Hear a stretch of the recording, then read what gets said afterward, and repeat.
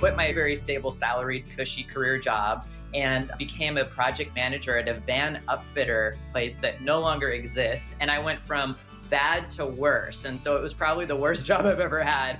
And I just walked in one day and quit. I was like, this is going to be my last day. And then I looked at my watch. I'm like, actually, I'm done right now.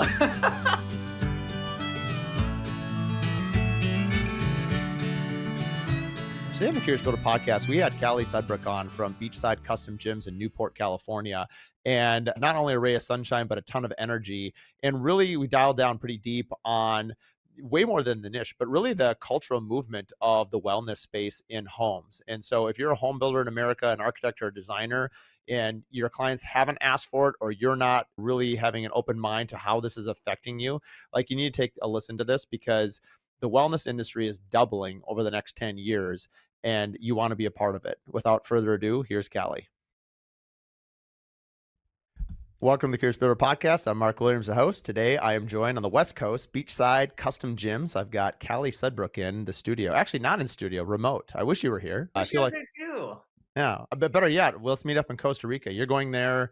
So actually, that's the first time I saw a picture of you. When you sent me an intake form and I was doing some research, it wasn't until I saw your photo. I'm like, wait a minute, because we've never met in person, and be like, I have definitely seen you on a lot of the Build Her videos, and because you're very recognizable. And so it's I was like, hair, oh, right? It is totally. No, it's 100% the hair and the guns. You got some serious guns. Yes. And so anyway, I was like, oh yeah. And I guess I already knew who your vibe, I could feel what your vibe would be like. Totally. Because I'm like, well, anyone who's going to Build Her retreat and knows Morgan is already part of the family. So there we go. I love it. Well, tell me, I guess let's start there. You Build Her retreat, for those that don't know. Why don't you give us the crash course? I think you guys are coming up on is this your second or third Build Her retreat? Third year. No way. Yeah.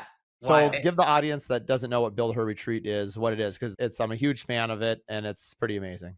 I don't know how to say this without being cheesy, but it was totally life-changing. And I mean that in like all the ways. Like, I mean, you go there as a business owner, you're scared because there's all these other women, and like notoriously women are like judgmental and catty and all these things, right? So you're like, it's like going to kindergarten on your first day. You're like, what is this going to be like? But it's like you get there and you just start chit-chatting. You start like, oh my God, like I'm having that experience too. And you just start vibing and flowing and like realizing like I am in the room right now with like my people.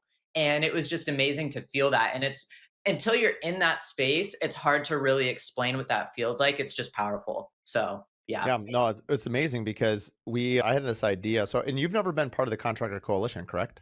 Not yet. Not yet. Exactly. Yes. Are you coming to Chicago? No, I'm not. Okay. This year's going to be tough, but I have it on the docket for I know we were trading some emails. Well, the reason I bring it up is Morgan is the one that taught me the phrase. I use it all the time. Your vibe attracts your tribe. But that's 100%. So true of not only the Contractor Coalition, but obviously these retreats.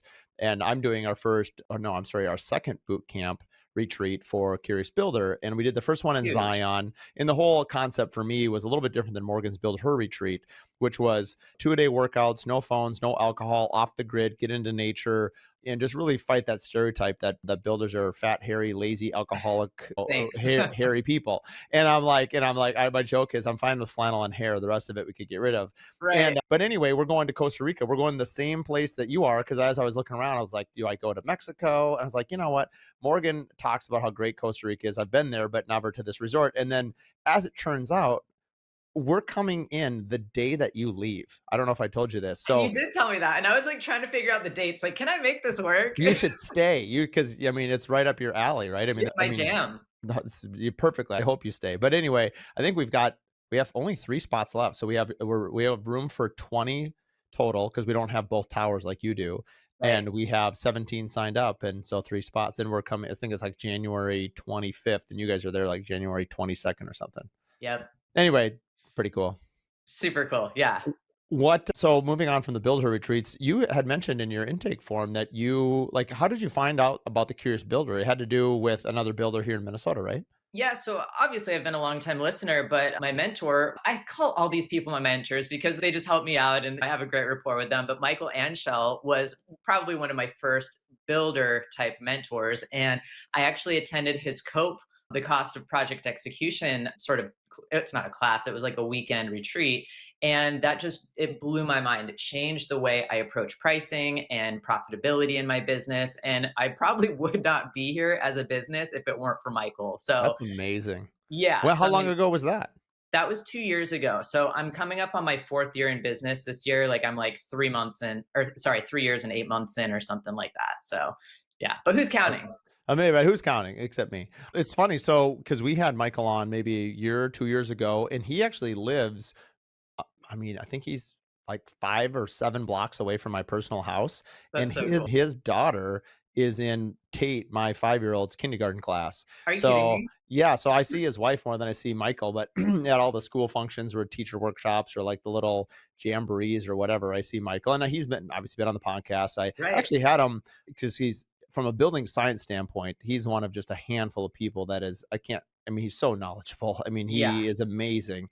And I just love his personality and everything about him. So I actually had him come to one of our job sites to sort of do a zip tutorial with our zip reps and our framing crew when we're working on this. We have this project we're working on right now called Misahus, which is this whole home philosophy built around wellness, which is a little bit what we're going to talk about today with your business, but Yeah. just tying it into Michael. And so it's not very often that you get to work on a project, but now as you get into brands and you get into storytelling and you get into collaboration, I think it's going to be kind of the future. I think you're going to see more and more builders work together, especially if you're trying to educate our talent pools and our the people we work with to try to do something or push the envelope to something new. I think you sort of need that collaboration because you can't be an expert in everything. Sure. But somehow he is. So it's Yeah, yeah, like, that is true. That is true. He is pretty well versed. He does know pretty much the answer. And on top of it, he's pretty humble. So it's like yeah. you are, yeah, he's pretty great. Well, let's talk about you. What did you do before you decided to start Beachside Custom Gyms? It doesn't seem like if you've been doing this for 4 years, it wasn't like you just were hashed as this fully formed, awesome person. Like, walk us through what made you start a business and why specialize in. That was probably my number one question. Like, it's That's you're in a valid. very unique niche, and like, how did you come there? Because we'll talk a little bit about my experience of like obviously I've built many gyms. I'm not sure I would say a custom gym builder because the majority of it in architecture is the house and the clients. And unless the clients are super into it, like my clientele, the gym, although now the wellness industry, and I'm super into it personally. So I probably affect the clients more to push them into saunas, cold tubs than the normal Sure. builder because I like that. But I think it's a little bit like when you're really into something, you talk about it and your vibe again attracts your tribe. But where Yeah. you literally people aren't coming to you I mean, you're like 100 for 100. Like no one is coming to you to build a pub. They No. want a gym. I mean, maybe you could do a both. But the point is like, why specialize? Like, is there that much demand, or that was just your interest was so good? You're like, I know I can capitalize on this market.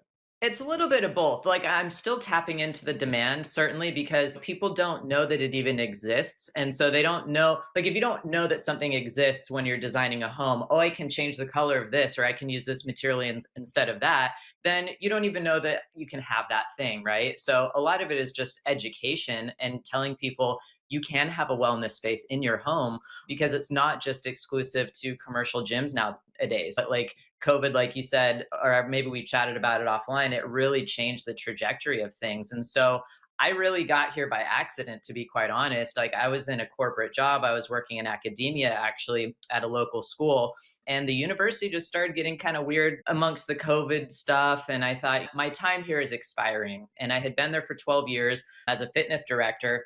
And during COVID, we had some downtime. And so I did really cool, fun projects. Like, I remodeled our house and I did a cool Sprinter van barbershop, a mobile barbershop for Oh, my brother. cool. Yeah, and because he couldn't cut hair. So it was like all these really fun projects that were bringing me so much joy. And I was being creative and tapping into all these really fun, like, skills that I didn't know that I had. And so I finally quit my job. And I don't tell a lot of people this because it's actually kind of embarrassing, but I took a job. I thought, well, I did this van and this must be what I'm going to do now. And so I quit my very stable, salaried, cushy career job and became a project manager at a van upfitter place that no longer exists. And I went from bad to worse. And so it was probably the worst job I've ever had. And I just walked in one day and quit. I was like, this is going to be my last day. And then I looked at my watch. I'm like, actually, I'm done right now. So, no, it was one of those things where I didn't have a plan. I didn't know what I was doing. And I kind of gave myself like a stomach ulcer from stressing so much. I'm like, I'm panicked. What am I going to do now?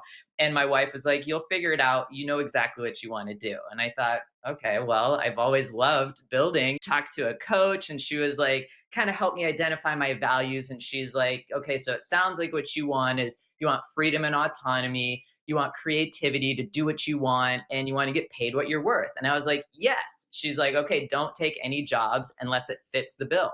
And all that would fit that bill was entrepreneurship. And so I became licensed, I did the whole thing, and here I am. So a lot, kind of a weird path to get here, but I found that marrying my former, like I say, my past life with what I'm doing now as an interior designer and contractor, I become a triple threat. So it's like I have the contracting experience now, not much, but I try and stay as well versed as I can. I have the interior design aspect and I have the fitness aspect. So there you go. That's my story. I love that. I love that your coach, by the way, gave you good advice. My favorite quote over the last couple of years has been boundaries create freedom. And I like that the boundaries that your coach put on your search was like, if it doesn't fit these criterias, don't chase it. Because we all spend, I don't know why, it must have to do with age and getting wiser. Like as we get older, we realize we don't have to do certain things, or we're not interested, or we really want to return our time. I'm 45. I haven't hit the point where it's like I'm worried about death or any of those things just yet. Not that it could happen to any of us, but like Sure. we invest our time on the things that we care about the most. And I think when you're younger, you have this abundance of time and energy. So you kind of waste your time on everything. And I'm not even sure it's a waste of time because you're figuring out who you are. But then Sure. when you It's kind of, necessary. someone the other day was lamenting the fact that they were 40, my cousin actually. And I'm like, are you kidding me? 40 is awesome. You know who you are, you know where you're living, you know what your job is. Maybe you have kids, you've got whatever's going on. Like you were Yeah. pretty crystal clear on what the next 20 years most likely looks like. And yes, I Sure. get that midlife crises usually happen around this point in time as well. But it's awesome. Like, oh, you go to bed earlier, you wake up earlier, you do more, you're more clear on your like exciting goals. And so I actually think that having that clarity of vision is really empowering. And so Certainly. I mean, yeah. I'm 39 and I'm finding now it's like, okay, yeah, I'm approaching 40, but I think I had my midlife crisis at 30 because there was just some like unrest of what I was doing and where I was going, and it wasn't fulfilling. I wasn't finding that joy. And now it's like I wake up and everyone says it. It's like I'm excited, I'm passionate about what I'm doing, and it's like the sky's the limit. So now it makes more sense. I mean, obviously, your not only personal fitness, but obviously the fact that you're a program director kind of answers like why that. Did you find that from a construction standpoint, what has been I should say, what is the most challenging part of these three things? You've got the personal fitness, you have the program directing and the call it interior design is for layout and all those things. And Sure. then now you're a GC. What do you find personally to be the most difficult? I think it's just keeping up with the sheer volume of things that need to take place within a business. It's like I don't have a giant team yet. I have part time people, I've got VAs, I've got the bookkeeper, I've got all the things, right? But it's like building that team in a smart way so that I'm not top heavy or getting into a situation that I can't handle. But yeah, I think it's just been like learning the business side of it has been the most challenging and the most difficult. And I think most builders and most people on your show can attest to that. I 100% agree. I mean, I've said it 100 times and I'll say it 100 more that you can be good at business and be a bad builder and you can make it. Yeah. You can be Is it right? I crazy? mean, if you are good at business, I mean, it can make up for a lot. And ultimately, you can be really good. You can really be really good at your craft and be a bad business owner. You're not going to make it. You'll go bankrupt or you'll go out of business. Sure. Hopefully, obviously, you go bust. And I was just at in Chicago for the last 3 days. The Curious Builder Collective, Curious Design Collective, and Curious Architect Collective here in Minnesota. Amazing. We did a 2-day trip, and the whole point of it was to celebrate entrepreneurship and sort of be together. But we all face the same issues: marketing, hiring, firing, scaling, imposter syndrome, all the things. Because guess what? We're all people and we all own Right. a business. So guess what? The Venn diagram is pretty overlapped. And Yes. so if you think that you suffer from something that no one else does, like I'm telling you, you don't. Yeah, you're Everyone not that has special. very similar problems, which is great because then there's lots of answers out there. You just have to ask for help.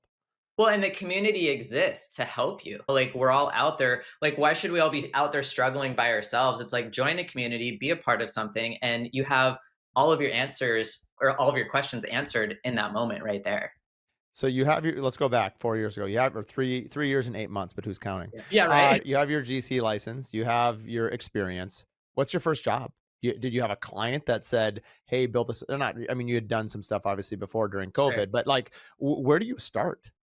A lot of it was just friends, which everyone says, "Oh, don't work for friends." But if it hadn't have been for friends, I really wouldn't be here. And so I was doing like laundry rooms and like bathroom refreshes. And like every time someone asked me if I could do it, I thought, yeah, I could do that. And I would just learn as I went, drink from a fire hose, and there I go.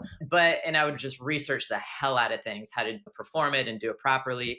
And that's where I stumbled upon a lot of like the Instagram influencer people, the people who are doing it the right way, of course. And I just got really lucky stumbling upon the right people. But then it wasn't until probably my year and a half in, I had a former colleague, a fitness colleague, ask me, and he and I have been buddies since grad school. Actually, no, since undergrad. Anyway, that doesn't matter. The point is, he asked me to do his garage gym, and he's a coach, a strength coach. And he's like, I just want it to be a filming studio, but I want all these things. And I was like, that sounds really cool. I'm in. So that was like, and I did two jobs like that. And after the second one, I was like, huh, I think I'm onto something here, you Were know? you did you when you started your company, I mean, the thing I like about your name versus so many contractors in America, for whatever reason, when we're 23 years old or whenever we started companies, we name it after ourselves, which is Oh, dumb. I hated yes. that. When did you know that Beachside Custom Gyms was your name, or was that not your original name and then you changed after these 2 jobs that you just did? Well, it was Beachside Interiors Remodeling. And the reason why I chose that name is because my father-in-law is on the Maryland coast on the Chesapeake Bay, and he's a contractor. So he does kitchens and bathrooms. And I was really inspired by the name because I thought, well, he's Bayside Interior Group. I can be beachside interiors on the West Coast. So we had kind of like the East and West Coast thing going on. And that was really cool. And I felt like I gave like the nod to my father-in-law in that sense. But then as it obviously progressed and I started niching down, I thought, well, the interiors remodeling part doesn't make sense anymore. So I had to do a little rebrand. And Beachside Custom Gyms, it's like I'm in Newport Beach. Like everyone in Newport Beach wants to be fit. They want to have a fitness space, all the things. I want the sauna. So it just made sense to call it that.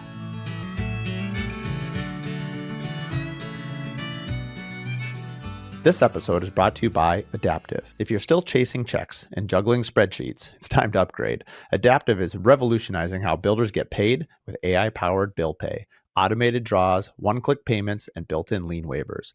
Faster payments, fewer headaches, and total visibility. Adaptive takes care of the back-end chaos so you can focus on what you do best, building. We've used Adaptive for 2.5 years and trust them to keep our projects moving and payments flowing. Learn more at adaptive.build and simplify the pay process today. For more information, you can also listen to episode 10 and episode 15. This episode is brought to you by Pella Windows and Doors. I've used Pella for 21 years as the exclusive window company on every one of my builds. When people ask me who I trust for windows and doors, it's Pella, every time. Their craftsmanship, their innovation, the top tier service make them a no brainer for any custom home builder or designer who demand the best. Whether you're designing something bold or building something with timeless elegance, Pella has you covered. They're also the only window company that has a lifetime warranty on all of their windows.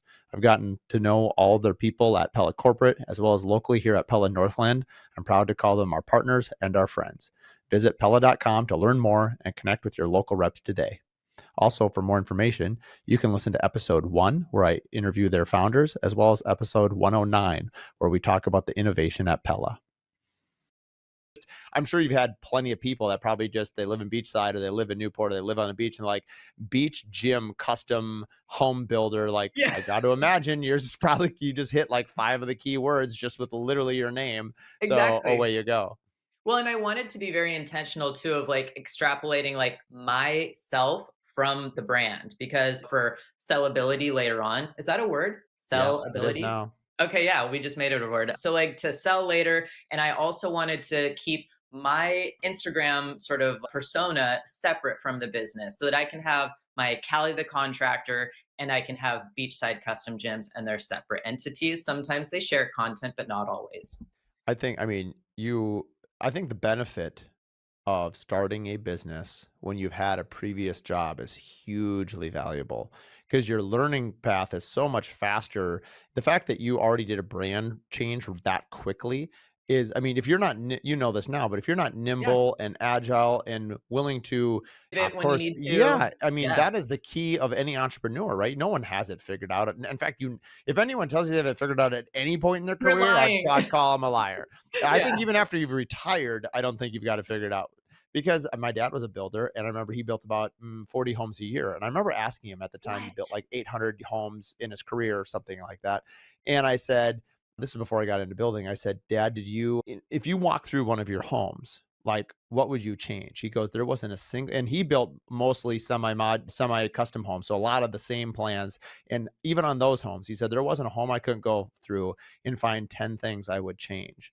I And believe. as a I've never built anything really the same. Everything is different. Like I could find 20 things, 30 things different. And that's not a negative. I think our society and maybe even our clients and maybe even ourselves have to be a little bit more forgiving that you're building a one-off prototype. Like nobody Every gets the time. prototype right every time. Like if Yeah. you built the same house 100 times, sure. Okay. You can hold yourself to a whole different standard than you can on a one off or two off or five off. And it's not that we don't learn. I think that's the whole point. I think that's why custom is so appealing is because we get to keep learning. I mean, that's the name of the podcast, curiosity. Like I Right. would get bored out of my mind if I had to do the same thing every day. I couldn't Same. do it. I mean, I literally could not do it. I'd be in an insane asylum. I think that's why we do what we do. I mean, we all have ADHD. We all want to do something new and different. And it's the novelty that pushes you to progress and reiterate things, just expand and evolve. So if you don't have that, God, how boring. Totally. And that's why it's so fun when you like, you can see the joy in the way you talk. And I have a feeling you were joyous anyway before this. But the idea that you get to also do what you love and that you get that much fulfillment. I mean, I think if you love what you do, kind of that old adage, you don't work a day in your life. And I'm not saying you don't work, but the idea is like, maybe I should say, it's not hard to work Right. because You you want enjoy it. to. You want And, to work. and you're Um, motivated. You're intrinsically motivated to do better, to show up, and just to be like your authentic self because that's what drives you.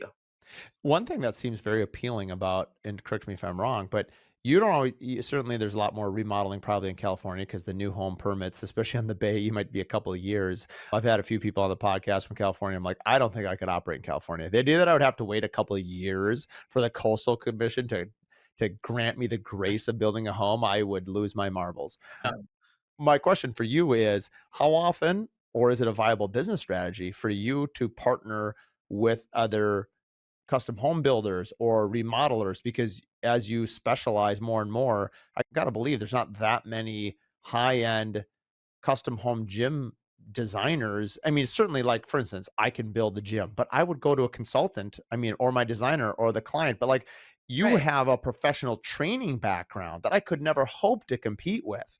I'd be way better off consulting with you. Actually, here's an idea right now. You could have a Yeah. one-to-one consulting page right on your website, actually, where all the builders Hmm. across America could just say, no, how are you any different than a interior designer or architectural designer or an engineer or a landscape designer? Like I'm doing this wellness studio right now, and I'm doing it based on my lifetime of loving athletics and all these things. But like Sure. honestly, I have not been trained other than the School of Hard Knocks on all these things. You literally, I think you said you have a master's degree in it. Like, Yeah. how much better would it be if I could call you and say, hey, for whatever rate an hour or a flat rate, here's the job. Because you can't build a home in Minnesota or Utah or any of these other places, but you have the knowledge. And I would be Right. happy to pay you. And now in front of my client, I have an expert on my team.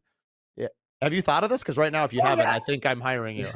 So yeah, actually have like a four-pronged approach. So at first it was just homeowners and like coaches and athletes. And then I thought exactly like you said, I have basically my lead gen filled if I can work for builders basically because every time they have a new house, there's the question, do you want a home fitness or wellness center in your home? So that's sort of like phase two of like contacting all these builders and custom home builders down here in Newport Beach and Costa Mesa. And then the fourth prong is other designers and architects. So, I mean, right there, I Well, have like things stacked up, right?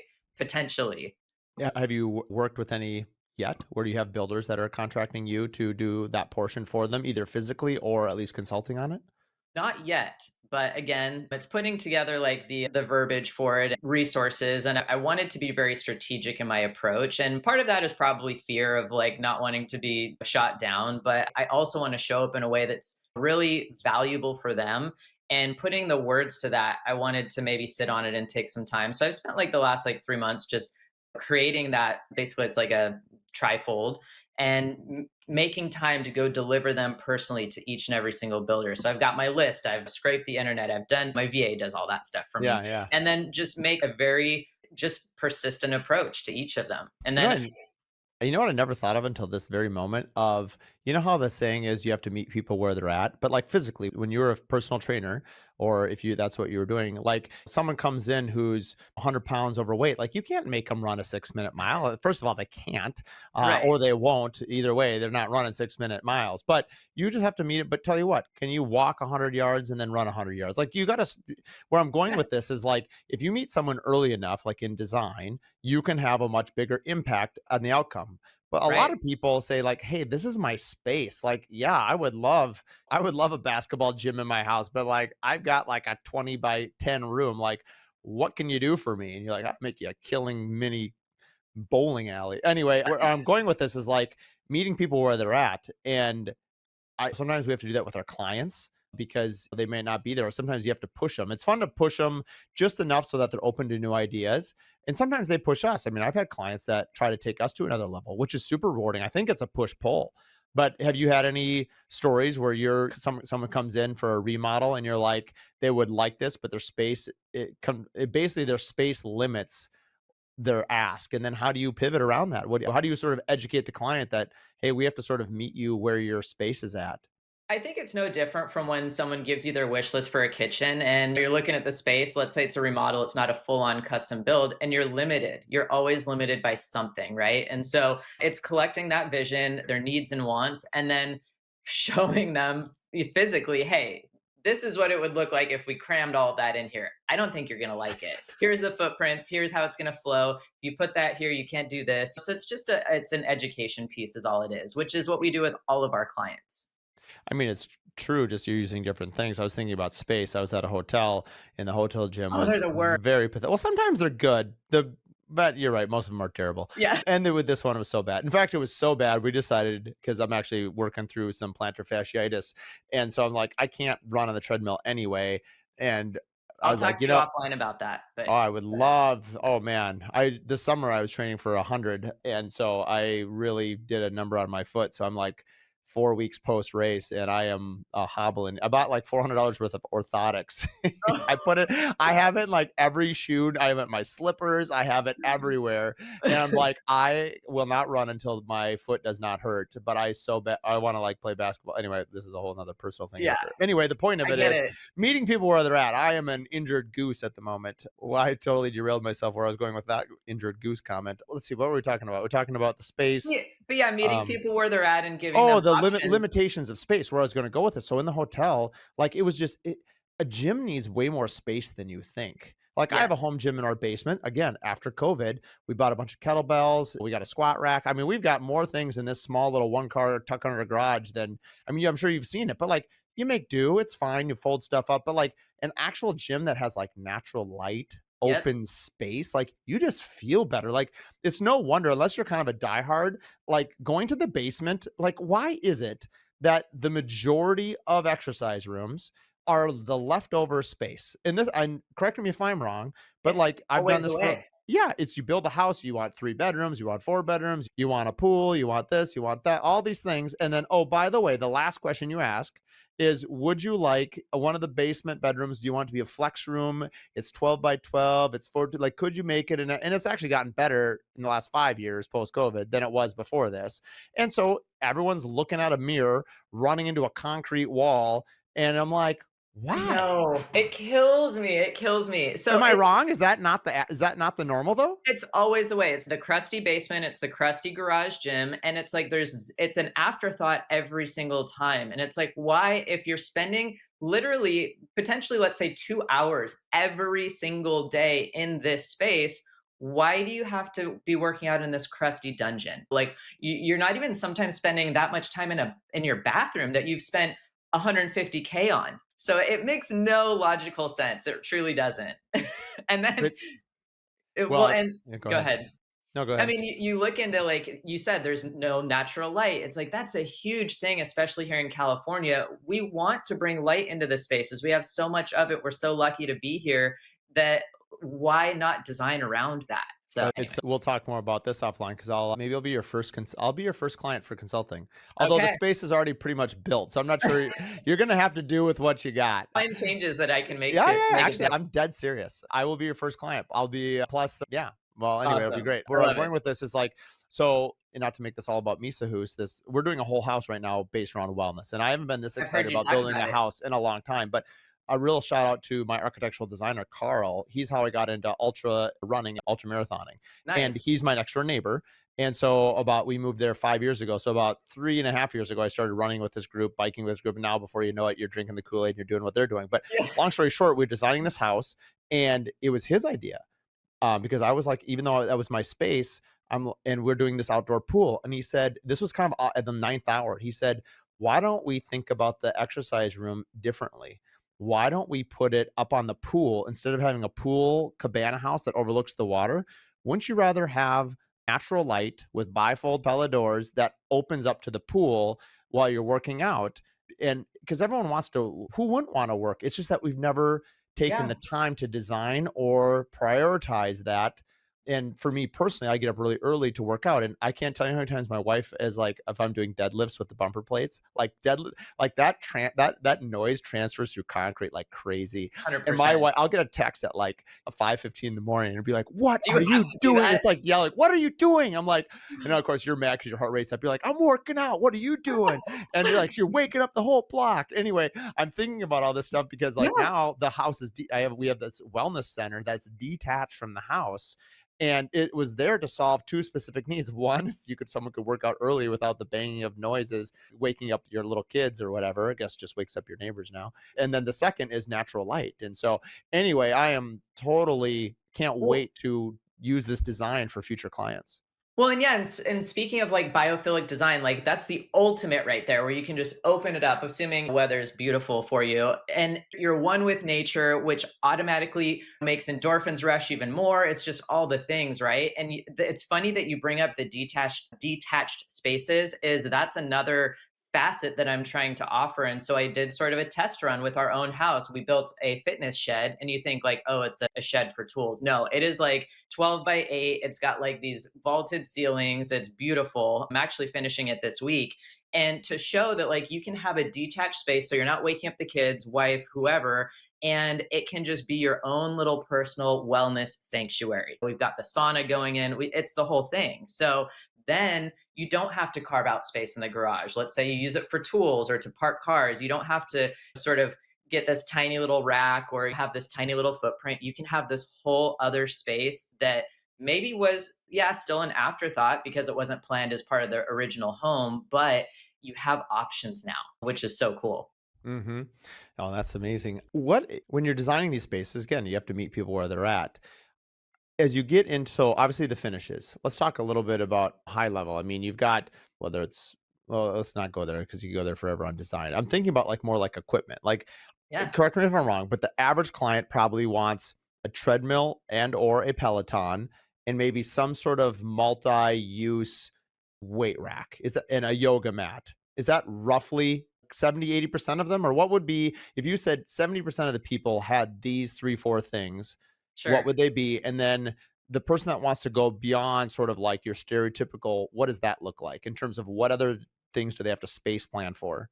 So my answer is going to depend, or my answer would be it depends, is because based on the clientele. So I work with a lot of fitness people, so they already have knowledge of Right. what's out there. So they're gonna maybe have something in mind of like, I want this specific thing, I want this specific rack or something similar. I want these types of attachments. Maybe they don't know where to get them, but they just know that they want that thing. So I would say more of a high level clientele than like your average person that probably doesn't work out a whole lot, but they're like, I want a home gym. Yeah, we're probably just going to stick to like the treadmill, the The basics. Peloton. Yeah, Yeah. some sort of like multi use functional So unit, yours is right? getting way more specific then. Oh, yeah. I am specifically training myself and my kids to be like strikers on the Manchester United team. I need soccer Nice. agility ladders. Yeah, absolutely. And we just did one down in San Diego for, he's a coach. He works with a lot of NFL guys. And so, and NBA guys. And so they're coming to his home, his personal home, where he has this whole garage set up.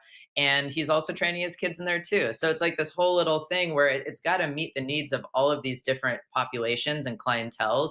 And so it's really getting down into the nitty gritty of knowing what's out there that's going to suit their needs and fit the bill for what they're asking for. And so that requires a certain level of knowledge of what's on the market. And it's not just going to Rogue and buying off the website. That's kind of old school now. It's like, yeah, you can DIY your home garage with Rogue and nothing against them, but there's literally so many other equipment brands and solutions and things that you can do differently with the space outside of Rogue and Peloton that also have personality and look cool and are beautiful. There's equipment out there that's wood clad and they have really cool stitching, intricate leather designs. I mean, there's literally something for everybody, but you have to know that it exists. Well, it's funny you say that. I was watching one of your videos on your website, and you had it was a vertical grain white oak whatever machine, and Yep, next to it was a weight rack that would normally just be all metal, and you had done it out of matching white oak. And I yep, think that's where it's pretty cool because you're mixing, well, my two favorite hobbies, building and exercise, and yet there's like this cool design element where it can right. still be functional but beautiful at the same time.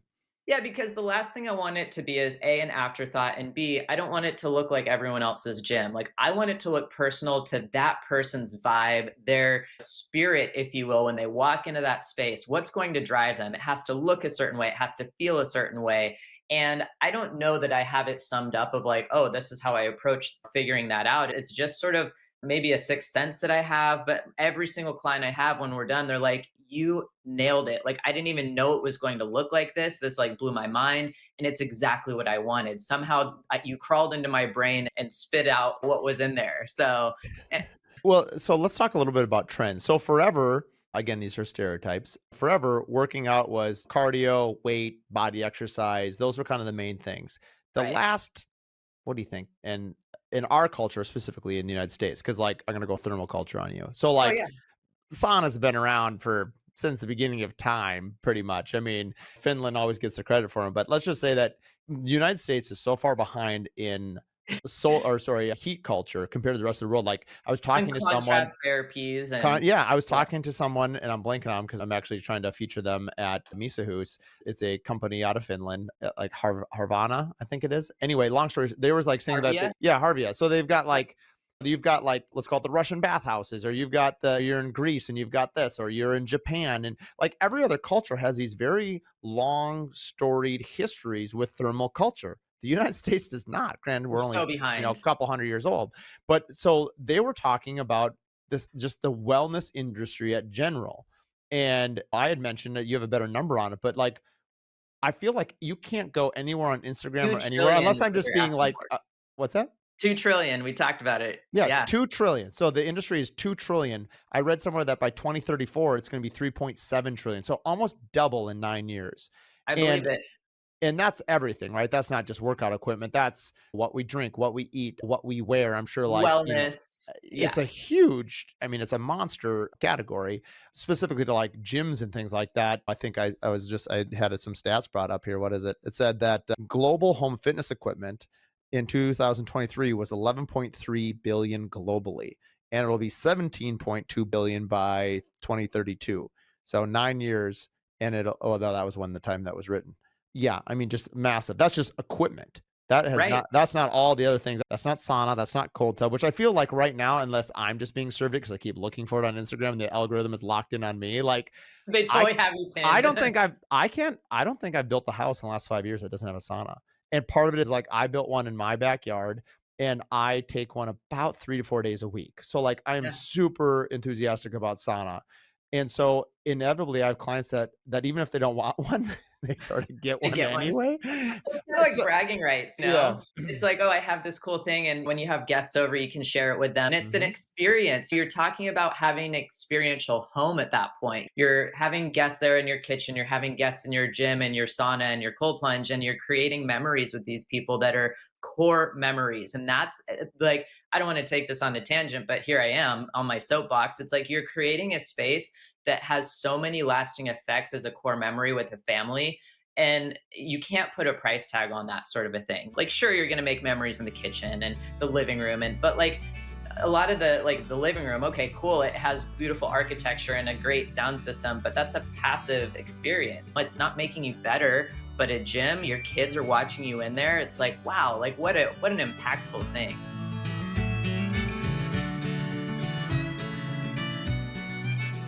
For those that have been listening to the Curious Builder podcast, you know how much I love the Contractor Coalition Summit. It's been the single biggest force multiplier in my business over 21 years. We're excited to announce again that we're coming back to Chicago November 7th through the 10th. All the details can be found at thecontractorcoalitionsummit.com. And under the promo code for a $2,500 discount, type in Curious Builder. We'll see you in Chicago. I think it's funny. I was thinking about the sauna. So again, mine was a COVID sauna. I did like Shishugibon, burn siding on the outside. And Nice. it's kind of like the stereotypical, it's like a meeting place. So I'll send out a Yeah, text. I have a delayer on I decided to go electric on mine just because it's attached to my house. I didn't want to have to deal with all the wood burning stuff, even though I sure. prefer that. And kids go to bed at 8. I'm in that sauna by 8:15, and I'll send out a text usually an hour before at like 7:15. And I'll say to like 5 of my neighbors, buddies, and I'll be like, hey, sauna's going on. And they don't always come, but it Yeah, ends up being like, I'll read the paper. I try to use it for quiet, maybe meditative time, or the neighbors come over, we chat about whatever. Or sometimes I've literally done sauna parties. Like I'll plan it like, hey, next Friday, who wants to come over for sauna? And like, if you give people a few more days, I have yet to not have 4 or 5 people, and it's not big. I mean, my sauna is tiny. It's probably 5 by 7, five by yeah. eight. I mean, you fit 4 people, 5 if you want to get squishy. It's kind of like everyone, I don't know, it's become like this It's a clearinghouse of whole vibe. information and therapy. And it's Yeah. like, man, you just, yeah, I don't know. There's something magical about it. Well, it's like sauna is like the gym. It's like entrepreneurship. You're doing something hard, right? And you're getting better as a result. So it's hardening you, it's making you better able to deal with other difficult things throughout your day. So it primes your body, it primes your emotions, all the things. So I think where I wanted to go with this, and I've stumbled in this question quite poorly, but like, so and originally when you think of design and when you think of what people want for fitness, are you runner, are you lifter, are you rower? I mean, there's 100 different ways to get you elevated aerobically. We won't go into all that. And then obviously the strength training, there's a number of different ways to do that. But now the wellness space is like more space you have to design for, especially everyone is all gung ho about cold tubs. And for about 5, 6 years, it was the latest rage. It's still the latest rage, but it seems like some of the science has kind of changed around a little bit. Meaning like when you use it and it's not, There's a and I'm timing for sure of that. Oh yeah, and how it affects your hormones and things like that. So like for example, if you have someone who's looking to hypertrophy, which means to build muscle, cold plunging is probably not the most ideal situation for that because it actually limits those types of hormones that go through your bloodstream after a lift. And so it's timing it properly. And I think what the science is showing nowadays, because back when I was at UC Irvine, I went to, I don't know if you've heard of XPT, but it's basically Laird Hamilton came out with this whole breathing technique, contrast therapy class. And a few of my colleagues and I went to it, and it was really awesome. But that was when I think it really took off. The plunging, the sauna, the breath work, all of these things really sort of just came up out of nowhere based off of Wim Hof stuff. So there's like sort of this thing where it hits the mainstream fitness industry, but then it takes some time to trickle into the rest of the mainstream population. So I forgot where I was even going with that. But bottom line, it's like there's definitely opportunity for lots to take place within the contrast therapy and things like that. Well, I was mainly coming at it from you have to design around this space because that's not space you can easily sort of retrofit something into. That's where like No, you remodeling or additions and new homes have a huge advantage because you can properly sort of space it out. And going back to our earlier part about natural light or space, like sure you could get all those things in a small space, but it just kind of doesn't it feel it right. feels clunky. It doesn't feel, and Yeah. you're kinda missing out on some of the zen state if you can't have proper separation. That's a lot of mistakes that people make here is they try and DIY it and they don't realize, okay, for the type of sauna that you want, for example, whether it's a custom built or prefab, you have to have a certain space on your electrical panel. You've got to have all these things set up before you can even start to unbox or install this thing. And they go, oh, I didn't realize it was that in depth. It's like, well, yeah, like you don't even have a space big enough to put it here. So it's all these things that people just sort of overlook or they just don't know, right?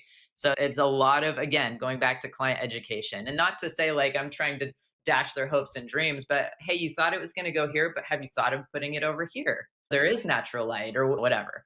From a sales point of view, you've got a number of avenues you can go and you're going. Your old contacts being a program director and, you know, the people that are asking, because you have the people that are already engaging with you already are most likely interested in fitness. I would assume not many of Yes. them are newbies, correct? No, no, no. Right, exactly. So they're already purists. They probably already belong to a gym. Would be my I'm guessing building out a stereotype of, oh well, rather Or than they own guessing. a gym. Oh, Yeah. they own. Yeah. Well, man, you're really, yeah, that's great. Be like, well, what's wrong with the gym? I want one at my house as well. Yeah. What Yeah. are the main drivers for having one at your house? I mean, for these professionals that either have the space or have bigger spaces, what seems to be the main draw to build out such amazing spaces at their home? Time is always going to be number one, right? So I don't want to have to drive to the gym and waste 25 minutes each way or whatever. I don't have to wait for equipment when I'm there. It's dirty, it's smelly, whatever. And so there's that aspect. Then there's obviously the convenience. I mean, that's like a low hanging fruit. But for a lot of my gym owner clients, they just want a space where it's like, they're in work mode at work at their gym, right? They don't want to train. People are bothering them. They're talking to them, and which is great. You want your members to love you, right? But it's finding a space that's going back to like when you and I go to the gym, it's our sanctuary and that's our space. But if you're constantly being bombarded by what do I have to do next? Oh, this thing on the ceiling, it's dropping down. I got to call someone about that. Like they can't focus and be truly present in that moment. So it's just creating again that sanctuary again for them. So I've never thought about that. That's very interesting because you're right. Like I don't like to work personally at home. I like to work. That's why I have an office. I like to, and I didn't always have an office, but I like to separate my home from my work. I never thought about that way, but I wonder if there's not something specifically to gym. Correct me if I'm wrong, but like I've seen, like there's lots. I Lifetime Fitnesses where I'll train a lot, and if I'm not at home, but it's funny. yeah, Like I find low hanging fruit that I can get an hour of maybe work or reading or some time at home and just work out in my home gym. Now, I do know that I probably work harder at the gym. I'd like that. Once I'm there, I prefer being at the gym, but it's sure. that, 15-minute drive, which isn't very far, honestly, but it adds up. And I always get the kids ready at 7 o'clock. So I'm like, if I don't leave first thing, if I delay anything, and it's again, we're trying to get rid of barriers to entry. And so Yep. it's like, how quickly can you get into your routine? Because once your heart rate is spiked, like you're in it. Like it's kind of like once you start working out, you feel great. You don't, Right. not every time you start a workout do you feel great, but like once You're your heart happy that rate, you did it when you're done is 100%. yeah. But Well, where I and was that's one thing that like for my designs, what I try and do is like, yeah, you can jam it and cram it with all this equipment, but if my one of my cornerstones of the design of a fitness space is if you have to move something in order to use that other thing, then that's a poor design automatically because the chances of you getting motivated enough to move said thing to be able to use the other thing is very very low when you look at like the habits of humans and like inherently we are lazy individuals like I mean that's just human nature right that's not like you or me or it's just yeah, that's yeah. how it is right so if it becomes hard to do people won't do it and if it's uncomfortable and ugly and you don't feel inspired when you're in it well again chances are you're not going to exercise or sauna or a cold plunge or whatever. Walk me through that about layout. Are there any certain layouts that would sort of like when you open up a door, when you come into the space, however you come into the space,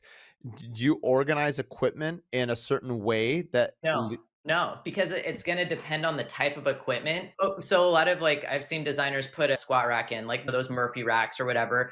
They didn't factor in the width of the bar.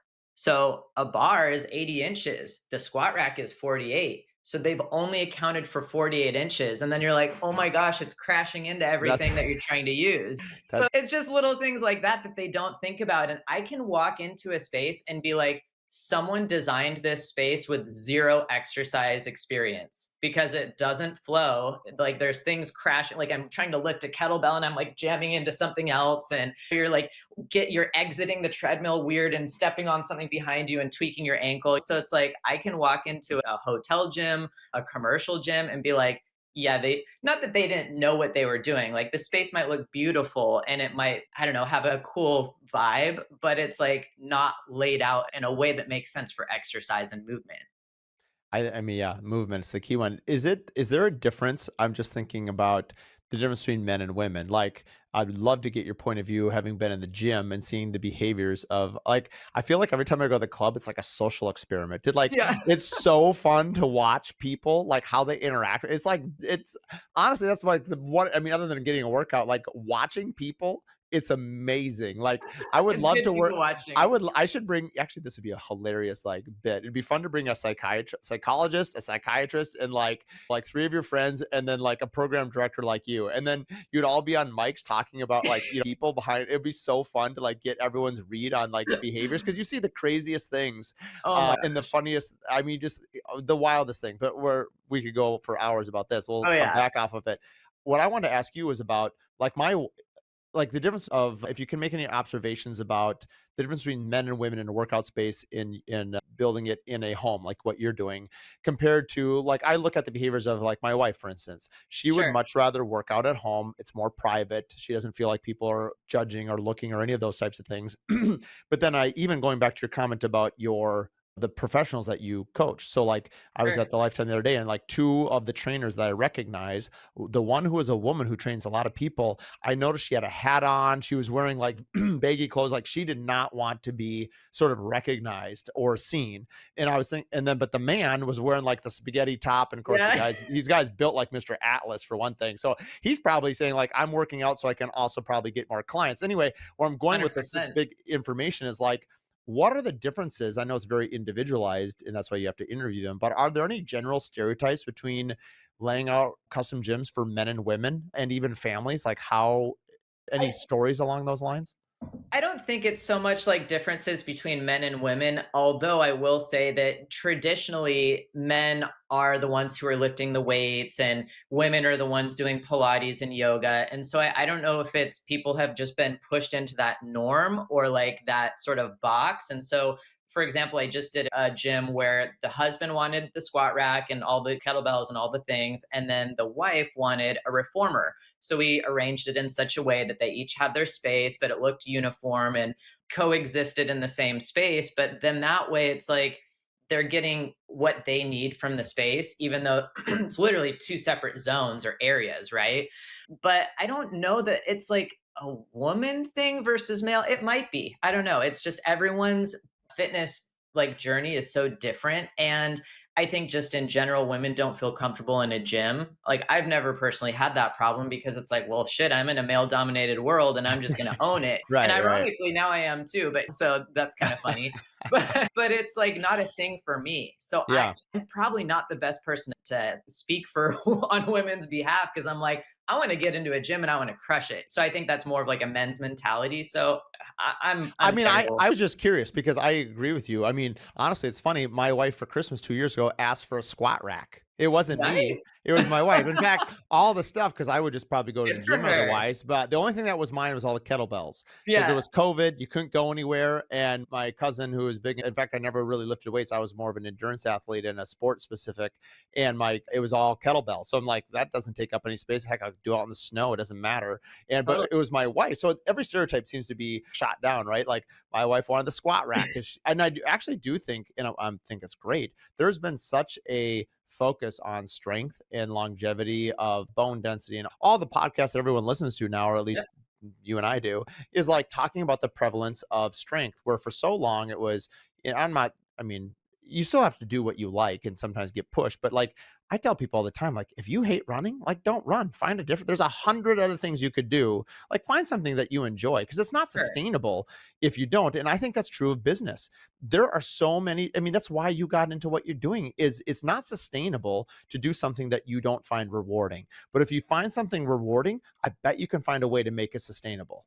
Exactly. Yeah, and that's the thing. It's like I'm not gonna be building kitchens and bathrooms. First of all, I came late to the game. I'm not going to be the best kitchen and bathroom remodeler or builder out there, but it's like I can damn well create a badass gym. So you have to own what you're good at and focus in. I mean, we talked about niching already. So yeah, that's totally a thing. But yeah, going back to the women strength movement is huge right now. I wish it had been 20 years ago when I was a personal trainer, an undergrad. I was telling all of my clients, like, you need to lift. It's listing out all the things, but it's unless it's like an emotional response, like they're not going to do it because, oh, I don't want to get big. And it was all the common excuses. But now I think women are starting to see the light of, especially the women over 40 kind of crowd. It's like, this is why you need this ASAP. I mean, so that's great. I'm happy to see that. I think it's bigger than that actually, because I think it's culturally. I mean, you look at the brands, I'm thinking of like Athleta and Title IX, and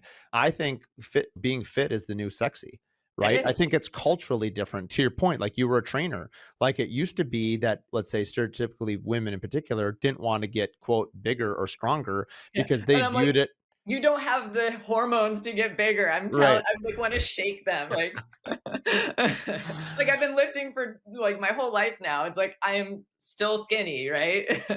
But I'm And so strong just being strong. And anyway, I just think it takes a while for things to change. And I think that's why for sure. those stats we shared earlier, now that sort of the US culture, I mean, we're one of the biggest buying, well, we are the biggest buying market on the planet, which isn't always We a are. good thing. But from a trend standpoint, like if you're a builder listening to this, like, and whether you're into the wellness thing like you and I are or not, like your business better be. Right. Because if you're not, another builder, another architect, another designer will be. And considering what the client, we have to respond to what our clients want and where things are going.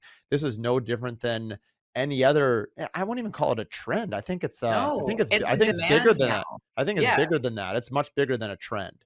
Well, you said Um, you asked me earlier, like, is the demand there? And it's like, to be honest, not yet, but it's going there because every builder's plans these days has either a flex space or some sort of fitness or wellness space. So it's like that's where everything is going and it's not going away.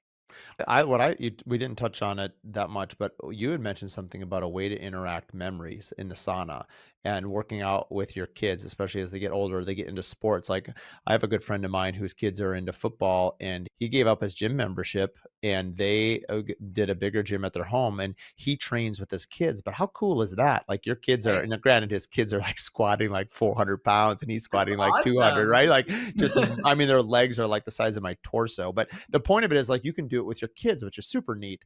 And we were just in, shout out to the Galley. It's a kitchen appliance deal. It's really cool. It was in Chicago. I saw it at Merchandise Mart.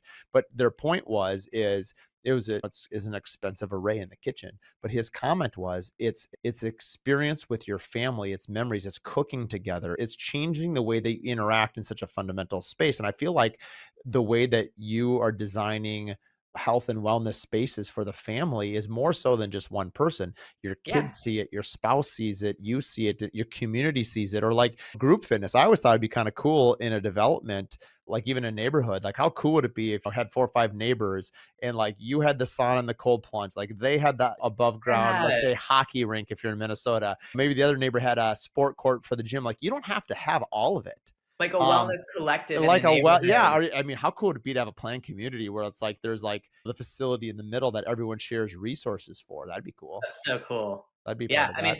mean, trust me, that's on the radar. I mean, I'm thinking of like wellness retreats popping up all over now. That's a big thing. I mean, like people are just taking these cabins up in Big Bear and turning it into a place where people actually want to go. And Right. it has all the bells and whistles, it's got all the wellness stuff. And I think there's going to be a shift, just not just with homes, but commercial spaces are now putting saunas in that didn't have one before.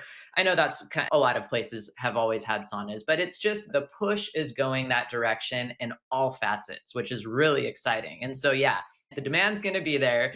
It already is, but it's just going to get bigger and bigger. So I feel very grateful to be in this space because I feel like there's something to it and it's only going to get bigger.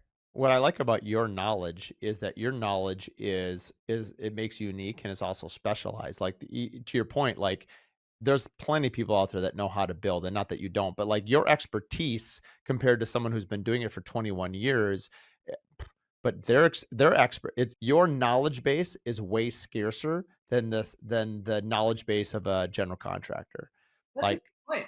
I mean, you have a, you have done it for decades as a program director, plus all the schooling of actually doing it on top of that. Right. And you're like, oh yeah, by the way, I'm also a contractor. So who do you want to design this space for you? It's kind of a no brainer. Precisely. You're That's what I would think. Yeah, I mean, for sure. What are you actually, 2 questions for you before we wrap up. One Yeah. is, were you at the International Builder Show the last year or 2, or have you been? I was. The last 2 years, I've actually been on stage at the Craft Technique Zone. So, and then I'll be there again this year on the Craft Technique Zone in Orlando. So my question is this: I saw saunas the last 2 years. I don't know if I saw maybe Kohler's Cold Tub and maybe one other. That's what I saw I too. never saw any weight stuff, anything. I It was didn't on our stage, actually. I Was brought it? it. Yeah. But you brought it, but that's my point. You Yeah. brought it. So Yeah. here's my question. How soon before the wellness space wakes up and says, "Hey, we should take a trip to," because I think there's 800,000 contractors in the United States, Right. roughly. That industry is massive. We're the first line of design and getting into people's homes. How soon before you think they're going to wake up and be like, "Hey, we need to get in front of these people because they're speccing it." You think I, that's coming? Have you have any hint if that's like going to make its way? Because it feels like yeah. you are that it's just gonna pop the top. Well, okay, this year in the New American Home, there's going to be some really cool stuff. I came a little bit late to the party where they were already sort of like most of the way through design. So they're like, we can't bring you on this year, but I'm in discussions for the the following years. So I think people are just seeing it so much now that it's going to become a no-brainer, but it takes some time and education to get it to that point because people get stuck in their ways. And people think that, well, if I add this or if I do this other facet of fitness or wellness on my jobs, it's going to do something to my margins, or I don't know. I don't know what people are thinking, but Yeah, it's it's gonna do something to your margins. You're gonna make more money. going to improve it. Yeah. Wake up, people. I agree. Your Right. instincts are right. You're just thinking about the wrong way. Yeah, but they think it's going to detract from it instead of add to it, and it's like quite the opposite. It's going to definitely add to your scope. It's going to add to your bottom line. So, That's how it goes. Well, it's been awesome to have you on. Oh, my last question. What are you yeah. most excited for the rest of this year? Man, you put this in the notes, and I think I'm just excited for going into year 4 and fixing everything I've done wrong the previous 4 years, like, just continuing, like, I was always the person, like, I had a boss and she was always like, "Let's not reinvent the wheel," and I was like, "No, like, I want to reinvent the wheel, and I wanted to, like, shake these people," right? So it's, like, just reinventing what I'm doing, so I'm getting better and better, and I've planned out my year. I think I told you in the email, it's like I've planned out my year, have everything locked in, and just so excited, just execute every single month and see, wow, okay, I accomplished that. Cool. What's next? So I love I it. love progress. I love making myself a better iteration, making the business better. So I love yeah. it. I love it. Well, thank you for coming on the podcast. Appreciate Thank it. We'll have you. everything in the show notes. And you heard it here first. You're launching your consulting page, and I'm your first I client because am. when this is Yes. done, I'm sending you my plans to Misa Hoos. We're going to talk about the space, and yeah, Bring it on. we'll have you Bring it there. on. So, Thanks, Mark. all right.